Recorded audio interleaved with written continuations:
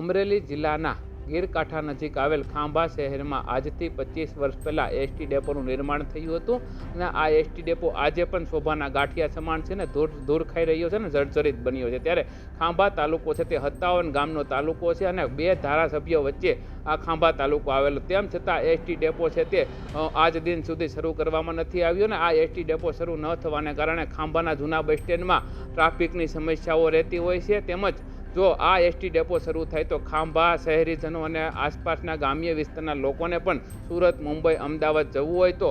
લાંબા રૂટની બસો પણ મળી શકે તેમ છે। પરંતુ ખાંભાનો એસટી ડેપો 25 વર્ષથી જર્જરિત હાલતમાં બન્યો છે અને ખાંભાના ગામજનોએ, ગામના વેપારીઓએ પણ એસટી ડેપો શરૂ કરવા આંદોલન પણ છેડ્યું હતું, તેમ છતાં સરકાર દ્વારા આ એસટી ડેપો શરૂ કરવામાં નથી આવ્યો અને ખાંભાના રહીશો અને ગામજનો એસટી ડેપો ક્યારે શરૂ થશે તેની રાહ જોઈ રહ્યા છે। Dashrathsinh Rathod, news capital, Khambha, Amreli.